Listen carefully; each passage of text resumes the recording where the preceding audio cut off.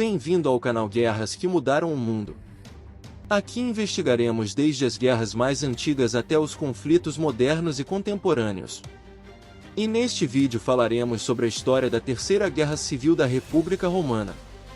A Terceira Guerra Civil da República Romana, conhecida também como a Guerra Civil dos Libertadores, foi iniciada pelo Segundo Triunvirato para vingar o assassinato de Júlio César.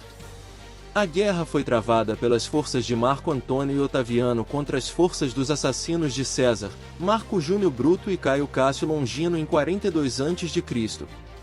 Em Roma, os três principais líderes cesarianos, Antônio, Otaviano e Lépido, que controlavam quase todo o exército romano no oeste, haviam esmagado a oposição do Senado e estabeleceram o Segundo Triunvirato. Uma de suas primeiras tarefas foi destruir as forças dos liberatores, não só para obter o controle total do mundo romano, mas também para vingar a morte de Júlio César. Os triunviros decidiram deixar Lépido na Itália, enquanto os dois principais membros se deslocaram para o norte da Grécia com suas melhores tropas, um total de 28 legiões.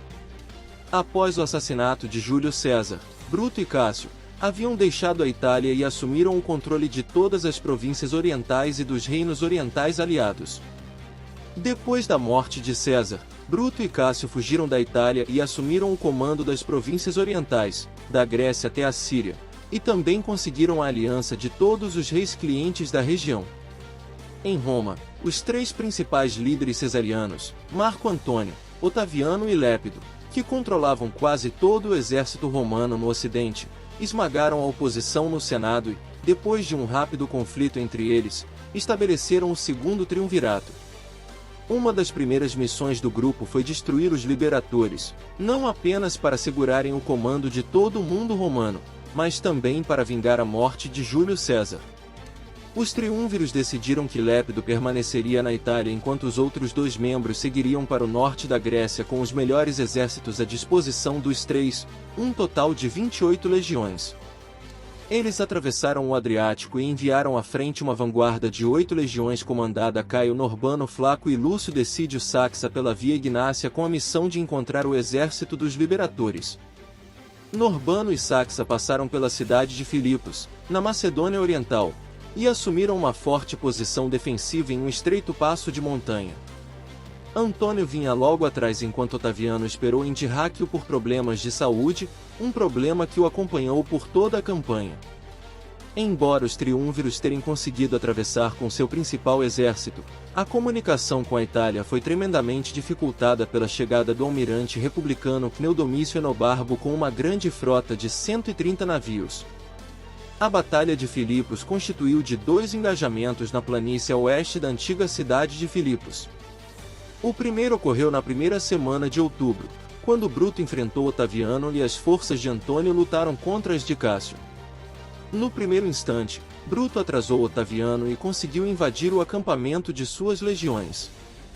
Mais ao sul, Antônio derrotou as forças de Cássio.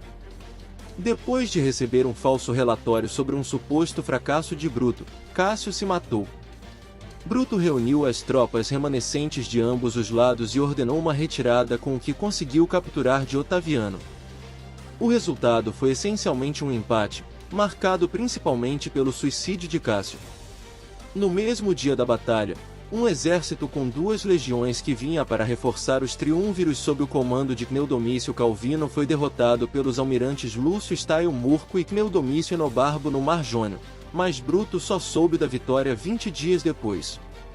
Com a morte de Cássio, vários generais desertaram para o lado de Otaviano e Marco Antônio. Temendo uma revolta geral, Bruto decidiu jogar toda a sua sorte em outra batalha. Esta segunda batalha ocorreu em 23 de outubro, um combate entre 2 exércitos veteranos e bem treinados.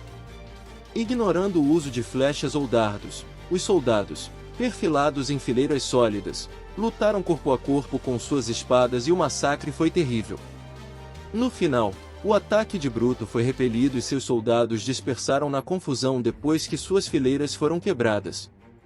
Os soldados de Otaviano conseguiram capturar os portões do acampamento de Bruto, impedindo de se reorganizar, o que levou a uma vitória total. Bruto ainda conseguiu recuar para as montanhas próximas com o equivalente a apenas 4 legiões, mas, percebendo que a rendição e a captura eram inevitáveis, preferiu se matar no dia seguinte.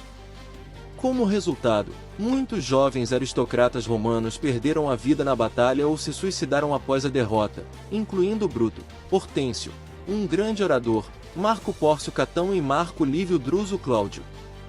Pórcia Catão, mulher de Bruto, também se matou ao engolir um carvão em brasa depois de receber a notícia da derrota.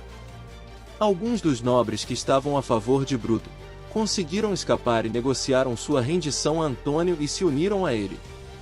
Aparentemente, os nobres não queriam lidar com o jovem e impiedoso Otaviano, que enviou a cabeça de Bruto a Roma, para ser colocada sob a estátua de Júlio César, porém uma tempestade atingiu o navio e ela se perdeu no mar.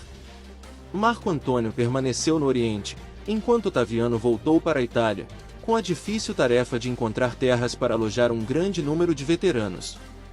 Apesar do fato de Sexto Pompeu controlar a Sicília e de Cneu Domício Nobarbo comandar a frota naval republicana, a resistência republicana havia sido esmagada em Filipos.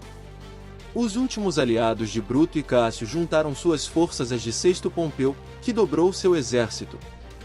Obrigado por assistir este vídeo e se inscreva no canal.